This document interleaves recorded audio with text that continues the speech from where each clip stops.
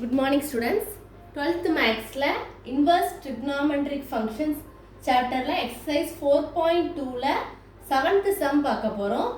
For what value of x the inequality கொடுத்து ஒரு இது கொடுத்திருக்காங்க equation மாதிரி pi by 2 lesser than cos inverse of 3x minus 1 lesser than pi holds. அதாவது x ஓட வேல்யூவை கண்டுபிடிக்க சொல்லியிருக்காங்க. inequality அப்படின்னா அந்த lesser than to greater than கொடுத்திருக்காங்கல, அதுதான் inequality அப்படின்னு சொல்லுவோம்.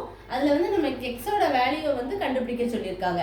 அப்போ given ஃபர்ஸ்ட் கொடுத்திருக்க எப்பவுமே நீங்க என்ன எழுதிக்கணும், given எழுதி கொடுத்திருக்க क्वेश्चनல வந்து நீங்க given போட்டு எழுதிக்கணும். pi by 2 lesser than cos inverse of 3x minus 1 lesser than pi. சரிங்களா? நெக்ஸ்ட் பாருங்க, நம்மளுக்கு வந்து x ஓட வேல்யூ தான் வந்து வேற எதுவுமே சென்டர்ல இருக்க கூடாது. அப்ப நம்ம எல்லாத்தையும் என்ன பண்ணிடணும், ரிமூவ் பண்ணிடணும். அப்ப ஃபர்ஸ்ட் எதை ரிமூவ் பண்ணலாம், cos இன்வெர்ஸ் வெளியில இருக்கிறத முதல்ல ரிமூவ் பண்ணலாமா? அப்ப எல்லாத்தையும் நீங்க cos இன்வெர்ஸ் போட்டீங்க, காசால மல்டிப்ளை பண்ணா உங்களுக்கு இங்க cos வரும்போது cos into cos இன்வெர்ஸ் வந்து உங்களுக்கு கேன்சல் ஆயிடும். சோ அப்ப இங்க என்ன வரும், இதுல வந்து காசால மல்டிப்ளை பண்ணும்போது cos pi by 2.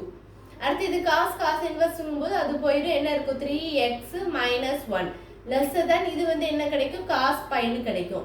இப்போ cos pi by 2 பையோட வேல்யூ வந்து என்னது 180. அப்போ 180 by 2 அப்போ என்னது உங்களுக்கு 90. cos 90 ஓட வேல்யூ வந்து உங்களுக்கு ஆல்ரெடி இந்த டேபிள் கூட நான் ஒரு வீடியோல போட்டிருப்பேன். அதுல பாருங்க cos 90 வந்து உங்களுக்கு என்ன கிடைச்சிரும் 0 lesser than 3x minus 1 cos pi 180 ஓட வேல்யூ வந்து என்னது உங்களுக்கு -1. அதுதான் உங்களுக்கு அந்த டேபிள்ல போட்டு காமிச்சிருக்கேன். இது 0, அது 180, அது 90, இது 180, இது 270. அப்போ இது வந்து x ன்னு எடுத்துக்கிட்டோம், அது வந்து y ன்னு எடுத்துப்போம்.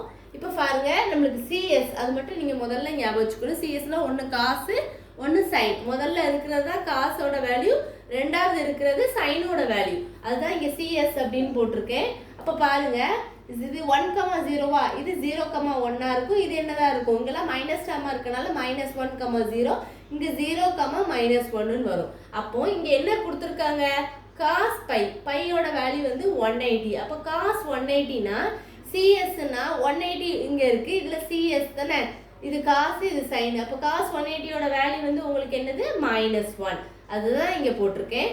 இப்போ உங்களுக்கு தெளிவா புரிஞ்சிச்சா? நெக்ஸ்ட் ஸ்டெப்ல நம்மளுக்கு x மட்டும் தான் இருக்கணும், வேற எதுவுமே இதுல இருக்க கூடாது.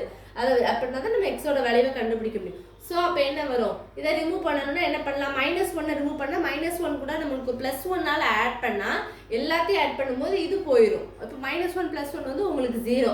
அப்படிதானே? அப்ப 0 + 1 அதுதான் இங்க போட்டுருக்கேன். அடுத்து 3x -1 + 1, அடுத்து இங்க வந்து -1 + 1. அப்ப என்ன வரும், இது வந்து உங்களுக்கு 0 ஆயிரும். அப்ப என்ன வரும், 0 + 1 வந்து என்னது 1, 3x இது வந்து 0 ஆயிரும். அடுத்து -1 + 1 வந்து உங்களுக்கு என்னது 0.